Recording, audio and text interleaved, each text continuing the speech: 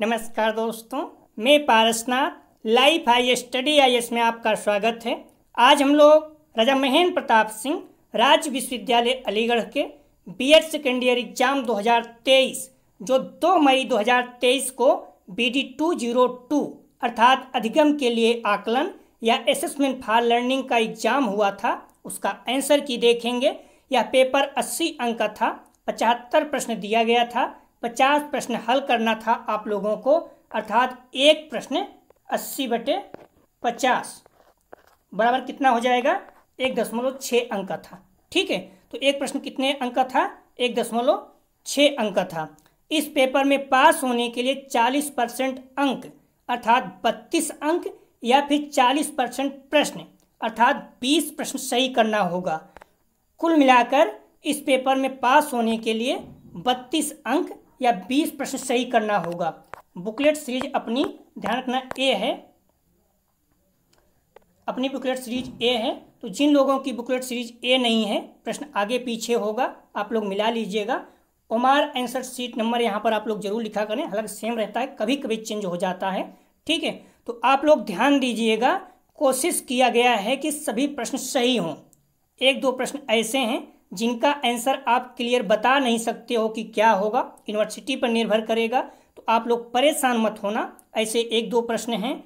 यदि किसी प्रश्न में आपको संदेह है तो कमेंट सेक्शन में जरूर बताइएगा, फिर से चेक करेंगे। ध्यान रखना, 1.5 घंटे अर्थात 1 घंटे 30 मिनट या 90 मिनट का पेपर था, 80 अंक का पेपर था। ठीक है, आप लोग ध्यान दीजिएगा, हम लोगों ने इस पेपर का जो प्रैक्टिस सेट हल किए थे उसमें से लगभग 35 या 40 प्रश्न, लगभग 35-40 प्रश्न सेम टू सेम आए हुए थे। हम लोग प्रश्नों पर आए, लेकिन उससे पहले प्लीज़ आप लोग वीडियो को ज़्यादा से ज़्यादा शेयर कीजिए जिससे सभी लोगों को लाभ हो सके। यदि आप लोग चैनल को सब्सक्राइब नहीं किए हैं तो चैनल को सब्सक्राइब कीजिए तथा वीडियो को लाइक और शेयर जरूर कीजिए, इससे मोटिवेशन मिलता है। आइए देखते हैं प्रश्नों को। पहला प्रश्न है, मापन का कौन सा स्तर वर्गीकरण स्तर के नाम से जाना जाता है? तो इसका सही जवाब हो जाएगा ए, नामित स्तर। अगला प्रश्न है 2, थर्मामीटर किस प्रकार की मापनी है? तो इसका सही जवाब हो जाएगा सी, अंतराल मापनी। तीसरा प्रश्न है, निम्न में क्या मापन का कार्य है? सही जवाब हो जाएगा डी, उपरोक्त सभी, वर्गीकरण, पूर्व कथन, निदान, सभी। अगला प्रश्न है 4 नंबर, मापन का सर्वोच्च स्तर कौन सा है? सही जवाब हो जाएगा इसका डी, अनुपात मापनी। ध्यान रखना, इस प्रश्न को हम लोग कई बार टेस्ट में हल किए थे। अगला प्रश्न है 5 नंबर, वर्ष के अंत में अगली कक्षा में प्रोन्नत हेतु कौन सा आकलन किया जाता है? सही जवाब हो जाएगा बी, योगात्मक आकलन। इस प्रश्न को भी हम लोग हल कर चुके थे। अगला प्रश्न है 6 नंबर, किस मापनी में वास्तविक शून्य बिंदु होता है? सही जवाब हो जाएगा इसका डी, अनुपात मापनी। इस प्रश्न को भी हम लोग हल कर चुके थे। अगला प्रश्न है, किसने कहा जो कुछ भी अस्तित्वमय है उसका अस्तित्व कुछ परिणाम में होता है?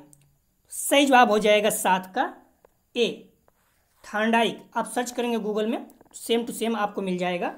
अगला प्रश्न है 8 नंबर, स्पीयरमैन के साथ संबंध का प्रयोग निम्न में से किस मापनी पर किया जाता है? सही जवाब हो जाएगा 8 का बी, क्रमिक मापनी। 8 का सही जवाब है बी। अगला प्रश्न है 9 नंबर, निम्नलिखित में कौन वस्तुनिष्ठ प्रश्न का उदाहरण है? सही जवाब हो जाएगा इसका डी, सभी, सत्य असत्य, रिक्त स्थानों की पूर्ति, बहुविकल्पी प्रश्न, सभी। अगला प्रश्न है 10 नंबर, किसका प्रयोग व्यक्ति के अचेतन मन को मापने हेतु किया जाता है? अचेतन मन, अनकॉन्शियस। सही जवाब हो जाएगा 10 का, ध्यान रखना बी, प्रक्षेपी तकनीक। इस प्रश्न को थोड़ा से अचेतन अवचेतन करके रखा है, हालांकि दोनों का मतलब एक ही तरह से मापा जाता है। ठीक है, अवचेतन मतलब होता है स्वप्न जैसे सोते हुए। 10 का सही जवाब हो जाएगा बी। अगला प्रश्न है 11 नंबर, प्रश्नावली है। सही जवाब हो जाएगा इसका सी, डेटा संग्रह के लिए उपकरण। अगला प्रश्न है 12 नंबर, अर्ध विपाटन विधि का संबंध है। सही जवाब हो जाएगा इसका ए, विश्वसनीयता से। अगला प्रश्न 13 नंबर, निम्नलिखित में क्या एक अच्छे परीक्षण की विशेषता नहीं है? सही जवाब हो जाएगा 13 का सी, आत्मनिश्चितता। बाकी विश्वसनीयता, वैधता, उपयोगिता है। इस प्रश्न को हम लोग हल कर चुके थे। ड्रा ए मैन टेस्ट का संबंध है, सही जवाब हो जाएगा इसका ए, बुद्धि से। आप इसको उठाकर डाल दीजिएगा गूगल पे, सेम टू सेम आपको मिल जाएगा। ठीक है, हमारी रिक्वेस्ट है आप लोग वीडियो को ज़्यादा से ज़्यादा शेयर कीजिए अपने कॉलेज ग्रुप, दोस्त यार जो भी हैं। बच्चे बार बार रिक्वेस्ट कर रहे थे इस प्रश्न आंसर की डालने के लिए, क्योंकि थोड़ा ऑथेंटिक आंसर की मिल नहीं पा रहा था, बहुत ज़्यादा मेहनत करना पड़ा है, प्रश्न आसानी से मिल नहीं पा रहा था। कोशिश किया गया है मैक्सिमम प्रश्न सही हो, एक आध प्रश्न संदेह है, एक दो प्रश्न, बहुत ज़्यादा होगा 2 प्रश्न, बाकी सभी प्रश्न एकदम सही हैं। तो आप लोग प्लीज़ वीडियो को लाइक जरूर करें और ज़्यादा से ज़्यादा शेयर कीजिए। मैं पहले ही बोल चुका हूँ, जिस कॉलेज में आप एग्जाम दे रहे हैं उस कॉलेज में भी इस चैनल के बारे में जरूर बताएं, कई बच्चे हैं जिन्हें पता नहीं है। ठीक है, जिससे सभी लोगों को फायदा हो सके। 14 का सही जवाब है ए। प्लीज आप लोग वीडियो को लाइक जरूर करें। अगला प्रश्न 15 नंबर, ज्ञानात्मक व्यवहार का मापन किया जाता है, सही जवाब हो जाएगा 15 का डी, सभी, परीक्षण द्वारा, साक्षात्कार द्वारा, अवलोकन द्वारा, सभी। अगला प्रश्न 16, सामाजिक संबंधों के अध्ययन हेतु किस विधि का प्रयोग किया जाता है?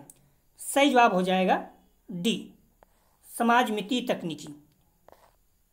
अगला प्रश्न है 17, बार बार हम लोग इसको हल कर चुके थे, IQ है, सही जवाब हो जाएगा 17 का ए, मानसिक आयु अपान वास्तविक आयु इंटू 100, MA/CA इंटू 100। अगला प्रश्न है 18 नंबर, सृजनात्मकता का संबंध है, सही जवाब हो जाएगा 18 का बी, अपसारी चिंतन। इस प्रश्न को भी हम लोग हल कर चुके हैं, लगभग 35 प्लस 40 से करीब में सेम टू सेम आया है। बाकी ढेर सारे प्रश्न अगर आप देखते रहेंगे तो जो हम लोग बोलते रहते हैं उसमें से आप कर सकते हैं, अर्थात 50 प्रश्न आप आसानी से कर सकते हैं। निम्नलिखित में कौन वस्तुनिष्ठ प्रश्न का उदाहरण है? सही जवाब हो जाएगा 19 का बी, सत्य असत्य वस्तुनिष्ठ। पहले हम लोग वहाँ देख चुके हैं, सत्य असत्य मिलान वाला और ऑब्जेक्टिव वाला तीनों थे, तो वही सेम टू सेम कई जगह ऐसे होते हैं, कई प्रश्न उत्तर अपने आप आगे बढ़ो मिल जाता है। इसलिए मैं बार बार कहता हूँ प्रश्नों को तुरंत गोला मत भरिए, पूरे प्रश्न एक बार देख लीजिए, उसके बाद ही कुछ करिए। कई प्रश्न ऐसे होते हैं जिनका आंसर आपको सेम टू सेम मिल जाएगा। सही जवाब हो जाएगा 19 का बी। अगला प्रश्न है 20, रोडसा स्याही धब्बा परीक्षण में कुल कितने कार्ड होते हैं? सही जवाब हो जाएगा इसका सी, 10। अगला प्रश्न 21, प्रसंगात्मक बोध परीक्षण का निर्माण किसने किया? सही जवाब हो जाएगा इसका ए, मरे एवं मॉर्गन। अगला प्रश्न 22, कौन सा कारक बुद्धि को प्रभावित करता है? सही जवाब हो जाएगा इसका डी, सभी, वंशानुक्रम, उम्र, वातावरण, तीनों। अगला प्रश्न 23, बिने साइमन बुद्धि परीक्षण है, सही जवाब हो जाएगा इसका ए, वैयक्तिक शाब्दिक परीक्षण। ये बुक में मिल जाएंगे आपको। बुद्धि व्यक्ति की क्षमताओं का समुच्चय है जो उसको उद्देश्यपूर्ण कार्य करने, विवेकशील चिंतन एवं पर्यावरण से प्रभावपूर्ण समायोजन करने में सहायक हो। यह किसने कहा? इसका सही जवाब हो जाएगा 24 का, ध्यान रखना, सी, वेस्लर। सी इसका सही जवाब है 24 का। अगला प्रश्न 25, विश्वसनीयता एक अनिवार्य शर्त है, सही जवाब हो जाएगा इसका सी, वैधता है। 25 का सही जवाब है सी। अगला प्रश्न है 26, निम्नलिखित में से कौन एक विधि परीक्षण के पदों की गुणवत्ता के मूल्यांकन हेतु प्रयोग की जाती है? सही जवाब हो जाएगा बी, विषय वस्तु विश्लेषण। 26 का सही जवाब है बी। अगला प्रश्न है 27, मानकीकृत परीक्षण की 2 अत्यधिक आवश्यक विशेषताएं हैं, सही जवाब हो जाएगा सी, विश्वसनीयता एवं वैधता। अगला प्रश्न है 28, कौन सा भिन्न है? तीनों एक जैसे हैं, एक भिन्न है, सही जवाब हो जाएगा बी, न्यायदर्श, सिंपल। बाकी विश्वसनीयता, वैधता, मानक ये सारे एक जैसे हैं। 28 का सही जवाब है सी। 29 अगला प्रश्न है, निम्नलिखित में कौन सा अध्यापक निर्मित परीक्षण का लक्षण नहीं है? नहीं है, सही जवाब हो जाएगा इसका डी, मानक नहीं है। बाकी वस्तुनिष्ठता, विश्वसनीयता, वैधता है। 29 का सही जवाब हो जाएगा डी, 28 का बी था।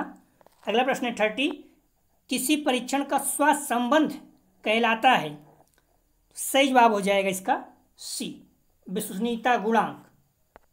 अगला प्रश्न है 31, यदि कोई परीक्षण वैध है तो वह सही जवाब हो जाएगा ए विश्वसनीय अवश्य होगा। अगला प्रश्न है 32, निम्नात्मक परीक्षण महत्व देता है, सही जवाब हो जाएगा सी सही उत्तर को गलत उत्तर को, अर्थात पॉजिटिव निगेटिव दोनों को महत्व देता है ये। अगला प्रश्न है 33, 32 का सही जवाब था सी। अगला प्रश्न है 33, निम्नलिखित में से कौन सा माध्य माध्यिका और बहुलक के बीच सा संबंध है। इस प्रश्न को हम लोग कई बार कर चुके थे, सही जवाब हो जाएगा इसका सी 3 माध्यिका बराबर बहुलक प्लस 2 माध्य। उसमें क्या था, बहुलक बराबर 3 माध्यिका माइनस 2 माध्य था। तो आप घुमा कर देख लीजिए बार बार, इस प्रश्न को वहीं से आया हुआ है। अगला प्रश्न है 34, कौन सा केंद्रीय प्रवृत्त का सबसे सामान्य माप है। सही जवाब हो जाएगा इसका ए माध्य या समांतर माध्य, गलत नहीं होना चाहिए। इस प्रश्न को हम लोग हल कर चुके थे। अगला प्रश्न है 34 का सही जवाब था ए। अगला प्रश्न 35, निम्नलिखित में कौन सर्वाधिक अस्थायी केंद्रीय प्रवृत्त की माप है। इसे भी हम लोग हल कर चुके थे, सही जवाब हो जाएगा ए माध्य सबसे अस्थायी है। अगला प्रश्न है 36, निम्न में कौन केंद्रीय प्रवृत्त की माप नहीं है। तो माध्यिका बहुलक माध्य है, मानक विचलन नहीं है। ठीक है, 36 का सही जवाब हो जाएगा डी मानक विचलन नहीं है। अगला प्रश्न है 37, आंकड़ों का मध्य बिंदु कहलाता है। सही जवाब हो जाएगा सी माध्यिका। प्रश्न को हम लोग हल कर चुके थे। अगला प्रश्न है, निम्नलिखित में कौन विचलनशीलता का सर्वाधिक अस्थायी है, सर्वाधिक अस्थायी माप है। सही जवाब हो जाएगा 38 का ए मानक विचलन। अगर आपको लगता है नहीं है तो आप इसे पूरा टाइप कर दीजिए, तुरंत आ जाएगा। ठीक है, 38 का सही जवाब हो जाएगा ए मानक विचलन। अगला प्रश्न है मध्यमान, इसका फार्मूला पूछा है, सही जवाब हो जाएगा, ध्यान रखना बी। ठीक है, यम बराबर मध्यमान यम बराबर सिग्मा एफ एक्स अपान एन, बी इसका सही जवाब हो जाएगा 39 का। अगला प्रश्न है 40, सर्वाधिक संवेदनशील सांख्यिकी कौन सी है। सही जवाब हो जाएगा ए मध्यमान। अगला प्रश्न है 40 का सही जवाब था ए। अगला प्रश्न है 41, मापन का सर्वोच्च स्तर है। सही जवाब हो जाएगा डी अनुपातिक। देखिए प्रश्न को 2 बार पूछ लिया है। अगला प्रश्न है बहुत ही आसान रहता है, 2 बार आ गए तो मतलब आपका एक प्रश्न सही हो रहा है, 2 बार सही हो जाएगा अगर दोनों सही आंसर आप कर देते हैं तो, क्योंकि आपको सही उत्तर एक का पता हो जाए बस। अगला प्रश्न है 42, शैक्षिक एवं मनोवैज्ञानिक चरों का मापन मुख्यतः किस स्तर पर किया जाता है। सही जवाब हो जाएगा ए नामित। एक बार इसे चेक कर लीजिएगा, तो 42 का सही जवाब हो जाएगा ए। अगला प्रश्न है 43, मापन किन्हीं स्वीकृत नियमों के अनुसार वस्तुओं को अंक प्रदान करने की प्रक्रिया है। किसने कहा। सही जवाब हो जाएगा सी स्टीवेंस। अगला प्रश्न है 44, निम्नलिखित में कौन सा कथन असत्य अर्थात गलत है। सही जवाब हो जाएगा इसका 44 का ए मापन मूल्यांकन से अधिक व्यापक है। ये गलत है क्योंकि मूल्यांकन सबसे अधिक व्यापक होता है, ये इसका सही जवाब है। अगला प्रश्न है 45, मनुष्य की लंबाई है 1। सही जवाब हो जाएगा 45 का बी सतत चर। ठीक है, मनुष्य की लंबाई क्या होती है, कंटिन्यूअस वेरिएबल में आती है। अगर आपको नहीं लगता है तो इस तरह से आप टाइप कर दीजिएगा, आ जाएगा। ठीक है, 45 का सही जवाब हो जाएगा बी। अगला प्रश्न है आकलन के बारे में क्या सत्य है। सही जवाब हो जाएगा डी सभी। आकलन मात्रात्मक होता है, गुणात्मक होता है, शून्य भी होता है। ठीक, आकलन में ही अनुपात होता है। ठीक है, तो अनुपात में परम शून्य होता है। तो अगला जवाब 46 का सही जवाब हो जाएगा डी। ठीक है, सभी। अगला प्रश्न 47, पाठ्यक्रम के अंत में किया जाने वाला आकलन कहलाता है। सही जवाब हो जाएगा 47 का सी। देखिए प्रश्न को रिपीट किया, एक प्रश्न पहले बताया 1.6 अंक का है, 2 प्रश्न आपका सही होने का, 2 प्रश्न एक प्रश्न 2 बार आ गया, इसका मतलब 2 प्रश्न आपका सही हो गया और लगभग 3.2 अंक मतलब 3 अंक आपको मिल गया। ये बहुत बड़ी चीज़ होती है। प्रश्न को रिपीट नहीं करना चाहिए था, बट किए हैं, पता नहीं कैसे बनाते हैं। तो पाठ्यक्रम के अंत में किया जाने वाला आकलन कहलाता है। सही जवाब हो जाएगा 47 का सी योगात्मक अर्थात समेटिव असेसमेंट। 47 का सही जवाब है सी। अगला प्रश्न है 48, किसी विद्यार्थी को परीक्षा में प्रथम श्रेणी प्रदान करना ध्यान रखना इस प्रश्न को। किसी विद्यार्थी को परीक्षा में प्रथम श्रेणी प्रदान करना, तो सही जवाब हो जाएगा 48 का बी, मूल्यांकन है। आप लोगों में कितनी बार बता चुका था कि अगर आप जैसे 100 में 80 में 50 अंक प्राप्त करते हैं तो ये क्या हो जाएगा, मापन। ठीक है, वो क्या हो जाएगा, मापन। लेकिन अगर क्लास में प्रथम स्थान प्राप्त करते हैं तो मूल्य हो जाएगा। तो उसी तरह से प्रथम श्रेणी में प्रदान किया गया है तो क्या हो जाएगा, ये मूल्यांकन। आप लोग कंफ्यूज नहीं होना, ठीक है। कोई विद्यार्थी क्लास में प्रथम स्थान प्राप्त करता है, मूल्यांकन। प्रथम श्रेणी में पास होता है, मूल्यांकन। ठीक है, अगर वो 80 में 50 अंक प्राप्त करता है, 70 अंक प्राप्त करता है तो ये क्या है, मापन है। इस पॉइंट को ध्यान रखना, गलत नहीं करना। हम लोग इसको कई बार कर चुके थे और हम लोग डिस्कशन कर चुके, इसलिए मैं कहता हूँ कि जो वीडियो उसके बाद जरूर देखो, तो कई चीज़ें ऐसे होता है जो टेस्ट में नहीं रहता बट हम बताते रहते हैं। ठीक है, तो 48 का सही जवाब हो जाएगा पी। अगर आप ध्यान देंगे तो इस तरह से प्रश्न सेम टू सेम आ गया है। अगला तो 48 का सही जवाब है बी। ठीक है, कंफ्यूज नहीं होना आप लोग। अगला प्रश्न है 49। व्यक्ति के, इस पॉइंट को ध्यान रखना 48 का। अगर आपको लगता है कि नहीं, इस आपको इतना जो है टाइप करना है गूगल में, ठीक है। अगर नहीं समझ में आता फिर पूरा कर देना तो आपको मिल जाएगा। अगला प्रश्न है 49। व्यक्ति के अवचेतन पक्ष के मापन हेतु प्रयुक्त तकनीक है। वहां पर अचेतन था, यहाँ पर अवचेतन। अवचेतन मतलब होता है आप सो गए हो, सोते हुए जो देखते हो आपका मन होता है वो अवचेतन होता है। ठीक है, इसका भी मापन तकनीक जो है, सही जवाब हो जाएगा 49 का बी, प्रक्षेपी तकनीक ही है। ठीक है, इस पॉइंट को ध्यान रखना, अचेतन हो या अवचेतन, दोनों को जो मापन है तकनीकी है, ये प्रक्षेपी है। इसलिए वहाँ जो प्रश्न नंबर 10 था उसका भी प्रक्षेपी तकनीकी था, प्रोजेक्टिव टेक्निक, और यहाँ जो अवचेतन है उसका भी प्रक्षेपी तकनीकी है। ठीक है, 49 का सही जवाब हो जाएगा बी। अगला प्रश्न है 50। निम्नलिखित में कौन निर्धारण मापनी का उदाहरण है। सही जवाब हो जाएगा इसका डी, सभी। अंकित, ग्राफिक, क्रमिक, सभी। अगला प्रश्न है 51। निम्नलिखित में मात्रात्मक उपकरण है। सही जवाब हो जाएगा इसका ए, भार मापन जो होता है ये मात्रा होता है। ठीक है, भार मापन यंत्र ये मात्रात्मक उपकरण है, ए इसका सही जवाब हो जाएगा। अगला प्रश्न है 52। किसी परीक्षण के मानक उपयोगी हैं। सही जवाब हो जाएगा 52 का ए, प्राप्तांकों की व्याख्या करने में। अगर आप बुक में देखेंगे, ठीक है, 52 जो है, अगर आप इसको बुक में देखेंगे तो मिल जाएगा, आप थोड़ा सा मेहनत कीजिएगा। ठीक है, तो किसी परीक्षण के मानक उपयोगी हैं प्राप्तांकों की व्याख्या करने में। ठीक है, वैसे सेम टू सेम आपको नहीं मिलेगा बट बुक में देखेंगे तो मिल जाएगा। 52 का सही जवाब हो जाएगा ए। अगला प्रश्न 53। अपने उद्देश्य की पूर्ति करने वाला परीक्षण क्या कहलाता है। सही जवाब हो जाएगा 53 का ए, वैध, वैलिड। 53 का सही जवाब हो जाएगा ए। अगला प्रश्न 54। निम्नलिखित में कौन मापन की व्यक्तिगत त्रुटियों से संबंधित है। सही जवाब हो जाएगा डी, मानक। ठीक है, निम्नलिखित में कौन मापन की व्यक्तिगत त्रुटियों से संबंधित है, तो मानक। 54 का सही जवाब हो जाएगा डी। अगला प्रश्न है निम्नलिखित में वस्तुनिष्ठ प्रश्न का प्रकार नहीं है। सही जवाब हो जाएगा 55 का ए, तुलनात्मक प्रश्न। बाकी पुनः स्मरण, रिकॉल वाला आते हैं, मिलान या पूर्ति प्रश्न, ये सब देख चुके हैं, बुक में भी है। ठीक है, सही जवाब हो जाएगा इसका 55 का ए। अगर 50 देखेंगे उधर तो आपको मिल जाएगा। ठीक है, अच्छे से अगर बुक में देखेंगे तो मिल जाएगा, पहले यूनिट में है। अगला प्रश्न है 56। शैक्षिक उद्देश्यों का वर्गीकरण किसने प्रस्तुत किया।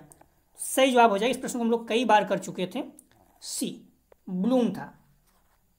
हमारी रिक्वेस्ट है आप लोग वीडियो को लाइक जरूर करें प्लीज और शेयर जरूर करें, इस सभी बच्चों का आंसर किस तरीके से मिल पाए। कई बच्चे बहुत ज़्यादा परेशान थे कि कई सही से आंसर उनको मिल नहीं पा रहा था। प्रथम सफल बुद्धि परीक्षण किसने बनाया। प्रथम सफल बुद्धि परीक्षण किसने बनाया। सही जवाब हो जाएगा इसका बी। ठीक है, बिनेट। अगला प्रश्न है 58। इस प्रश्न को हम लोग अनगिनत बार किए थे। 91 बोल रहे, 91 से 100 के बीच में समान आता है, तो 90 से 100 बुद्धिलब्ध वाले बालक किस वर्ग में आते हैं।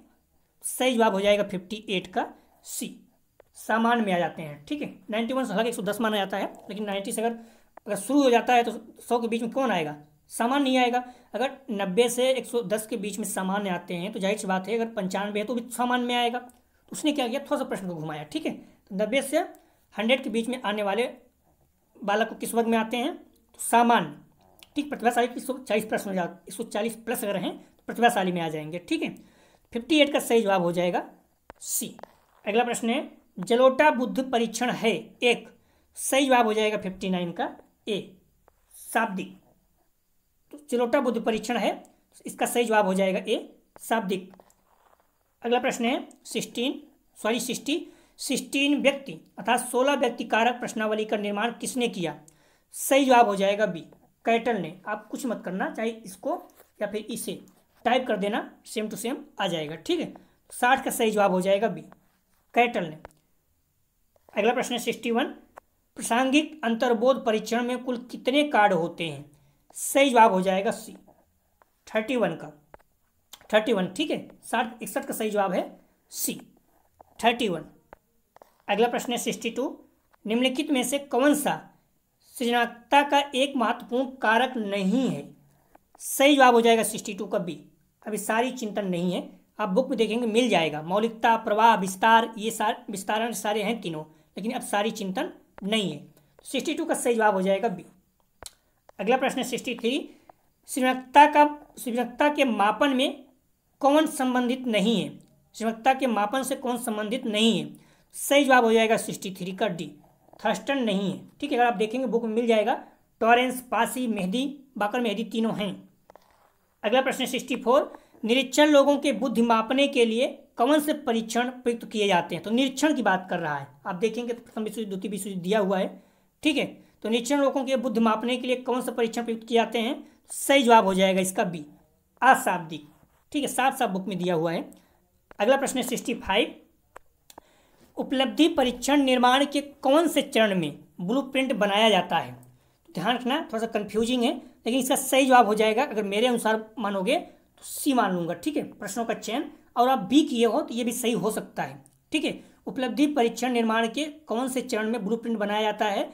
तो मैं अपने अनुसार प्रश्नों का चयन, अगर आप चाहो, अगर बी किए हो प्रश्नों की रचना, तो ये भी आपका सही हो सकता है। ठीक है, preparing terms, selective the items, आप कुछ प्रूफ देख लीजिए मैंने रखा हुआ है, तो इसमें क्या है आप अगर देखेंगे तो आपको थोड़ा सा ज़्यादा आसान हो जाएगा समझना।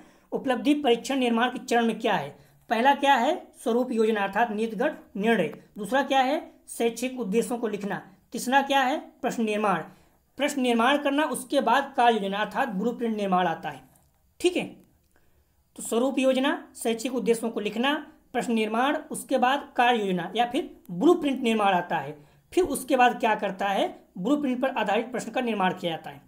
ठीक है, तो इसका सही जवाब हो जाएगा, देखोगे तो तीसरा जो है 65 का।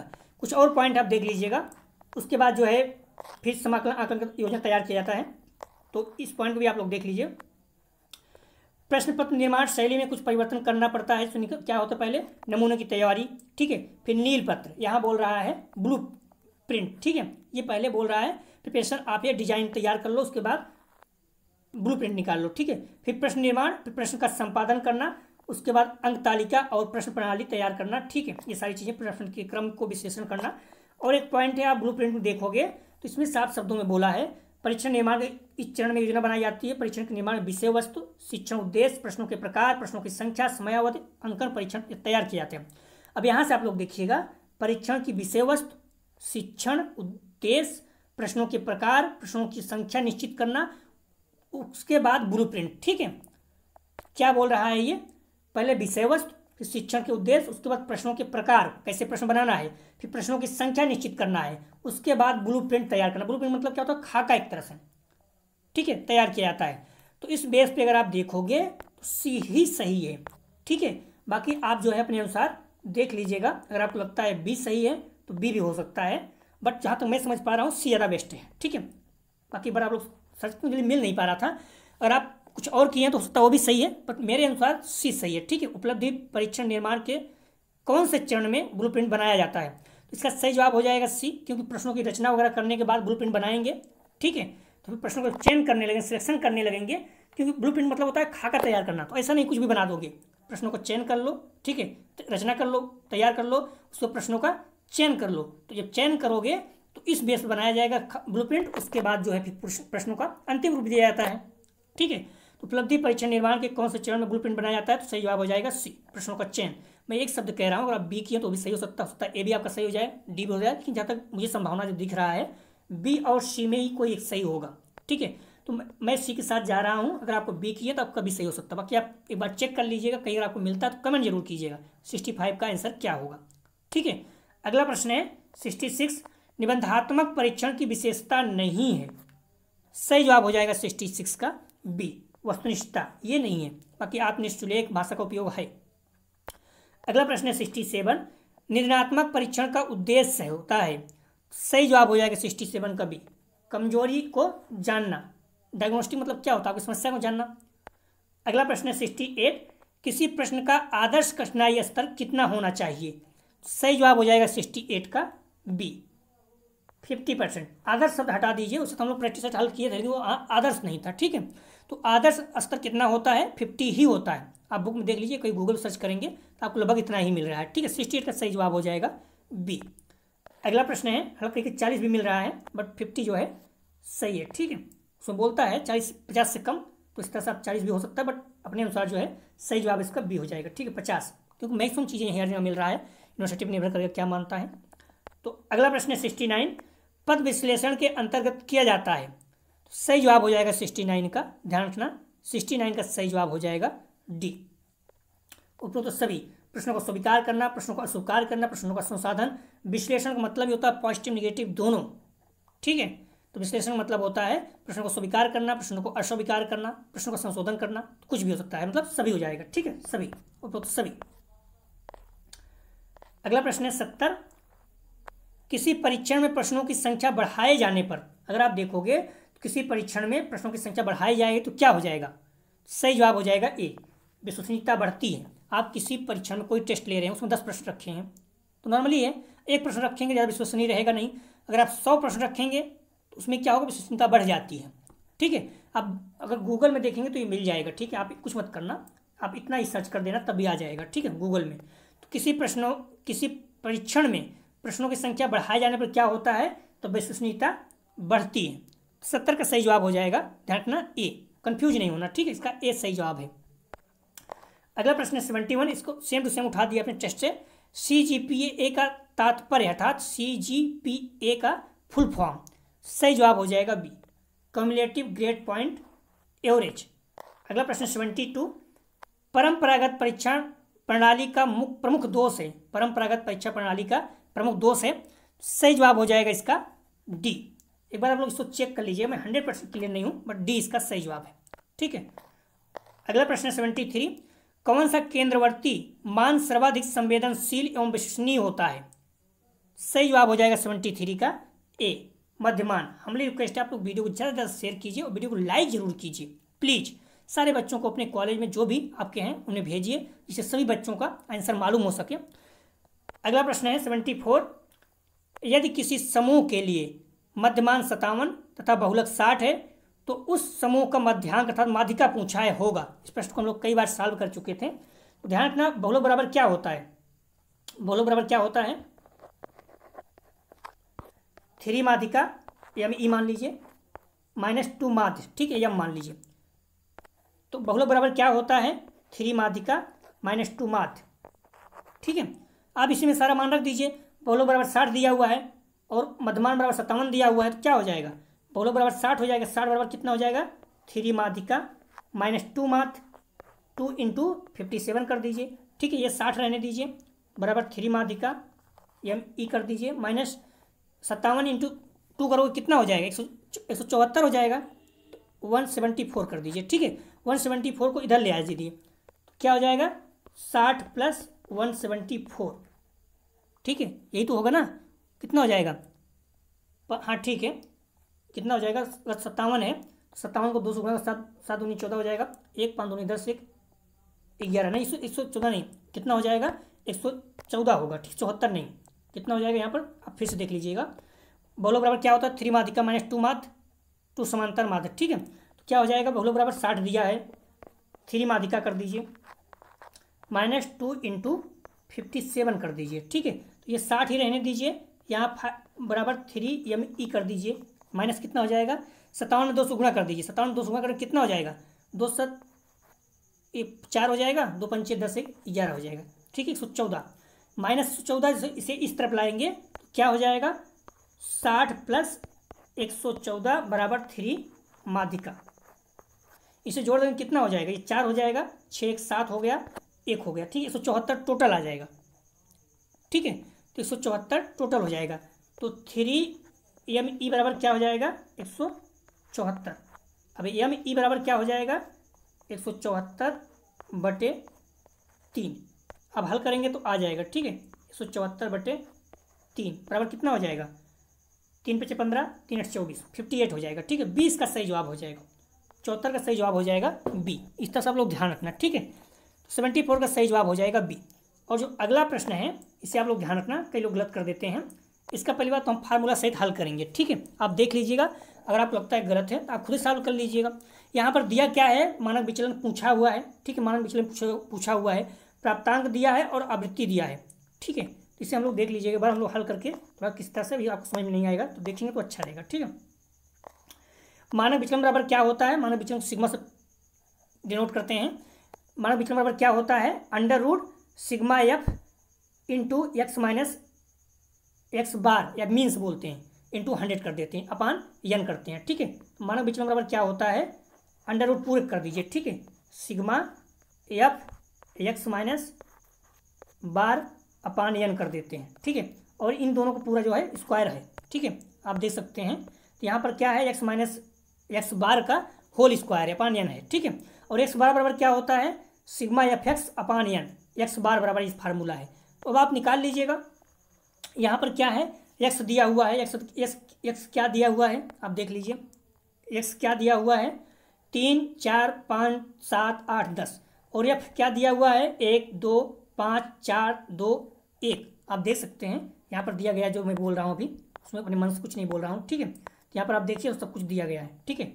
एक्स दिया गया है क्या, 3, 4, 5, 7, 8, 10। और एफ क्या दिया है, 1, 2, 5, 4, 2, 1, ठीक है। ये सारे मान हमने कुछ किया नहीं, कॉलम बना कर रख दिया है, ठीक है। तो आप देख लीजिए इसमें क्या किया है, एफ एक्स का मान रख दिए हैं, यहाँ पर एक्स का मान रख दिए हैं। अब हम क्या निकालेंगे, एफ एक्स, क्योंकि वहाँ पर हमें एफ एक्स रखना है। तो एफ एक्स मतलब क्या हो जाता है, दोनों का गुणा कर देना, एफ और एक्स का गुणा कर देना। तो एफ और एक्स गुणा कर दीजिए, कितना हो जाएगा, 3 × 1 3 हो जाएगा, 4 × 2 8 हो जाएगा, 5 × 5 25 हो जाएगा, 7 × 4 7 × 28 हो जाएगा, 8 × 2 8 दूनी 16 हो जाएगा, 10 × 1 10 हो जाएगा, ठीक है। तो एफ एक्स निकल गया। तो आप थोड़ा सा ना यहाँ पर क्या कीजिए, एन बराबर कितना हो जाएगा, 15 हो जाएगा। अभी क्या किए हैं, इसे ये एफ को क्या है, एन से भी डिनोट कर सकते हो, ठीक है। तो इसको जोड़ लेंगे पूरा, एफ को जोड़ लेंगे, कितना हो जाएगा, 1 2 3 5 3 8 8 4 12 2 14 15 हो जाएगा, ठीक है। तो एन बराबर कितना हो जाएगा, 15। और एफ एक्स भी जोड़ दीजिए, कितना हो जाएगा, यहाँ पर 8 3 11 हो गया, 25 11 कितना हो जाएगा, 35 से 36 हो जाएगा, 36 और 28 कितना हो जाएगा, 8 से 14 64 हो जाएगा। तो इस तरह 64 से 70 10 80 10 90, ठीक है। एफ एक्स बराबर 90 हो जाएगा। इस पॉइंट को ध्यान रखना। जब एफ एक्स निकल गया और एन निकल गया तो आप क्या करोगे, एक्स बार निकाल लोगे, ठीक है। एक्स बार बराबर सूत्र आप देखो दिया हुआ है, ठीक है। एक्स बार बराबर क्या होता है, एक्स बार बराबर क्या होता है सूत्र, एफ एक्स अपान एन।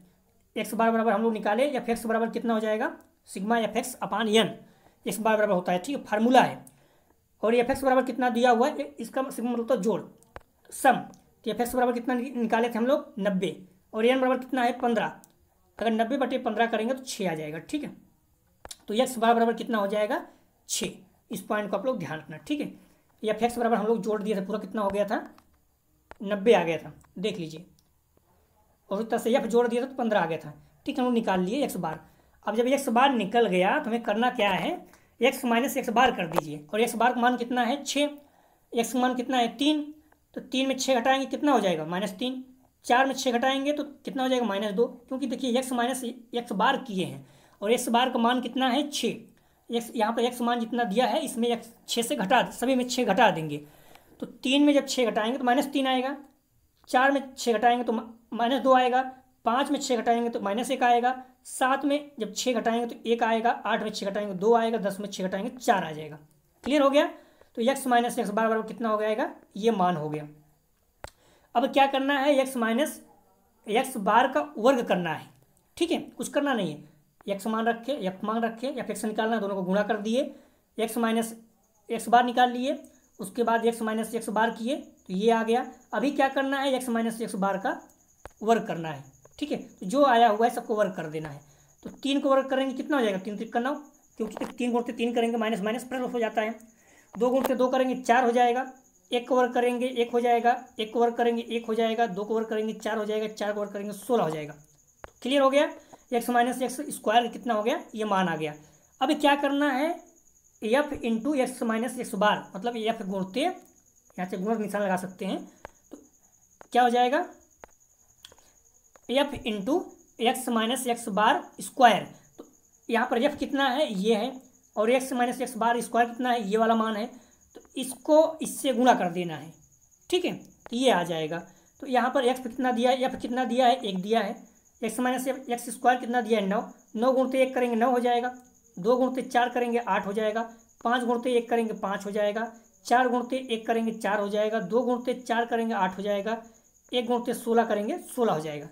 अब क्या करना है, आप देख लीजिए कितना मान आ रहा है, f into x minus x bar square, इसका मान कितना आ जाएगा, अब इसको जोड़ लीजिए, कितना आ जाएगा, 50 हो जाएगा। जोड़ लीजिए, 9 8 17 हो गया, 17 5 22 हो गया, 22 4 26 हो गया, 26 8 कितना हो जाएगा, 32 हो जाएगा, 32 16 34 हो जाएगा। आप जोड़ लीजिएगा, 9 8 16 नहीं होगा, 9 9 18 17 हो जाएगा, ठीक है।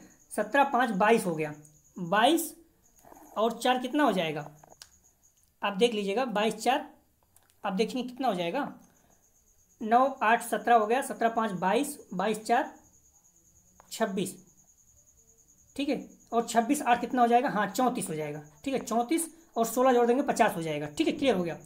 तो यहाँ पर करेंगे तो 50 हो जाएगा, ये पूरा आप जोड़ेंगे 50 आ गया, x into x minus x bar square 50 हो गया, ठीक है। अब कुछ करना नहीं है आपको, इसका मान रख देना है बस, x into x minus x bar square 50 है, और ये जो है एन बराबर कितना है, 15 है, दोनों को मान रख देना है बस। अब देख लीजिए फार्मूला क्या था, मान विचलन बराबर sigma under root sigma f, ठीक है, x minus x bar square x sigma, माना विचलन बराबर क्या था, under root sigma f into x minus x bar का होल वर्ग अपान एन, ठीक है। अभी हम क्या करेंगे, इसका मान हम 50 निकाल चुके हैं और एन का मान 15 है, ठीक है। आप क्या कीजिए, अंडर रूट 50/15 कर दीजिए, काट दीजिए, 5 से 5 हम 50 हो जाता है, और 5 यहाँ 3 हो जाता है, कितना हो गया, अंडर रूट 10/3, और 10 में 3 से भाग देंगे आप, कितना मान आता है, 3.3 का 9 3.33, इसे बार बार आएगा। जब अंडर रूट 3.33 का मान निकालोगे तो 1.82 आ जाएगा, ठीक है। आप खुद यही नियम रहेगा, आप निकाल लीजिएगा, कुछ करना नहीं है। एक्स का मान रखना है, एफ का मान रखना है, एफ एक्स निकाल लेना है, गुणा कर देना है, मतलब इसका गुणा करेंगे एफ एक्स निकल जाएगा। अब इस तरह से क्या करेंगे, एफ एक्स अपान एन कर देंगे, ठीक है, एफ एक्स अपान एन कर देंगे। एफ एक्स मतलब 90 आ गया, सो जोड़ दिए थे एफ एक्स का, एन 15 आया था, हल करेंगे 6 आ जाएगा। अब क्या करेंगे, एक्स माइनस एक्स बार करेंगे तो निकाल लेंगे, तो यहाँ पर इसका मान आ जाएगा, x minus x bar whole वर्ग कर देंगे, और फिर उसके बाद f into x minus x bar whole वर्ग कर देंगे। यहाँ पर एफ दिया हुआ है, यहाँ पर एक्स स्क्वायर दिया हुआ है, ठीक है, ये आ गया। अब इसको पूरा जोड़ लिए, इसमें भाग दे दिए, इससे पूरे जोड़कर, ठीक है, आसानी से आ जाएगा, ठीक है। 50/15 10/3, और इसको हल करेंगे, अंडर रूट 3.33 का मान निकालेंगे तो 1.82 आ जाएगा, ठीक है, क्लियर हो गया। तो आप लोग ध्यान रखना, 75 का सही जवाब हो जाएगा, इस पॉइंट को आप लोग ध्यान रखना, 75 का सही जवाब हो जाएगा बी, ठीक है, 1.8। आप हल कर लीजिए जैसे मैंने बताया है। अगर नहीं समझ में आता है तो बुक में आप देख लीजिए, यूट्यूब पे देखिए मानक विचलन कैसे निकाला जाता है, उसमें क्या करिए, जिसमें एफ एक्स और एफ को मान दिया हो वो वाला देखिएगा, ठीक है। तो अपने आप खुद चेक कर लीजिए, उसका गुणा भाग में कुछ गलती हो, लेकिन मेरे अनुसार मैंने कई बार चेक कर लिया है, निकाल लिया, बी ही होगा, ठीक है। 75 का सही जवाब हो जाएगा बी, इस पॉइंट को आप लोग ध्यान रखना, 1.8 आएगा, ठीक है, क्लियर हो गया। तो दोस्तों यहाँ था BD 202 का, जो 2 मई 2023 को महेंद्र प्रताप सिंह राज्य विश्वविद्यालय अलीगढ़ के द्वारा BH सेकेंड ईयर का एग्जाम हुआ था, अर्थात असेसमेंट फॉर लर्निंग का, उसका आंसर की उम्मीद करते हैं कि 1-2 प्रश्न छोड़ दिया जाए, सारे प्रश्न सही हैं। अगर किसी प्रश्न में आपको संदेह है तो प्लीज़ आप कमेंट जरूर कीजिएगा, वीडियो को लाइक जरूर कीजिए, शेयर कीजिए, कॉलेज के ग्रुप दोस्त यार जो भी है, बच्चों मैक्सिमम बच्चों में क्या होता है, BD 201 में अपने बहुत आए थे, 3 में 4 में आप देख भी चुके हो, 203 में अपने लगभग 60+, 203 में लगभग 70+, लगभग सारे प्रश्न, 2-3 प्रश्नों को छोड़ दिया जाए तो। लेकिन 202 में क्या था, लगभग 35 से 40 प्रश्न आए थे। तो आपको भी पता है इसमें ज़्यादा थोड़ा घुमाता है और प्रश्न थोड़ा टफ रहता है, तो बच्चों थोड़ा परेशान है क्योंकि बच्चों को लगता है पेपर कम सही हुआ है। अगर इसमें आपका 40 प्रश्न है तो ध्यान रखना, 40+ है तो बहुत अच्छा है, ठीक है, आप इस पॉइंट को ध्यान रखना, अगर आपका 40+ है, प्रश्न सही है तो बहुत अच्छे हैं, लेकिन 35 भी अगर प्रश्न आपका सही है, 35+ तब भी आपको बहुत अच्छा है। ठीक है, तो आप लोग कमेंट कीजिए कितने प्रश्न सही है, क्योंकि जिससे बच्चों को मोटिवेशन मिलता है। तो हमने रिक्वेस्ट है, कॉलेज के ग्रुप दोस्त यार जो भी हैं सभी बच्चों को आप शेयर कीजिए, जहाँ एग्जाम दे रहे हैं तो वहाँ भी इस चैनल के बारे में बताइए, जिस कॉलेज से आप बीएड कर रहे हैं वहाँ भी इस चैनल के बारे में अपने जूनियर को बताइए, जिससे उनको लाभ हो सके। हम लोग बीएड फर्स्ट सेमेस्टर का कर चुके हैं प्रैक्टिस सेट, सेकंड सेमेस्टर का 20 जून से होने वाला है, जल्द ही शुरू कर देंगे, जिससे आपका BD 20 हो जाएगा। और कल से हम लोग BD 20 का प्रैक्टिस सेट पुनः स्टार्ट कर देंगे, मतलब 3 कर चुके हैं। ठीक है, यदि आप लोगों को PDF चाहिए तो कमेंट सेक्शन और डिस्क्रिप्शन दोनों जगह पे टेलीग्राम व्हाट्सएप ग्रुप का लिंक दिया गया है, आप लोग ग्रुप ज्वाइन कर लीजिए। वैसे भी आपको PDF चाहिए, वीडियो चाहिए, कोई भी जानकारी चाहिए बीएड से संबंधित, तो आप लोग ग्रुप को चाहे टेलीग्राम या व्हाट्सएप ग्रुप को ज्वाइन कर लीजिए प्लीज़। और हम्बली रिक्वेस्ट है, वीडियो को लाइक जरूर कीजिए, शेयर जरूर कीजिए। वीडियो देखने के लिए धन्यवाद दोस्तों।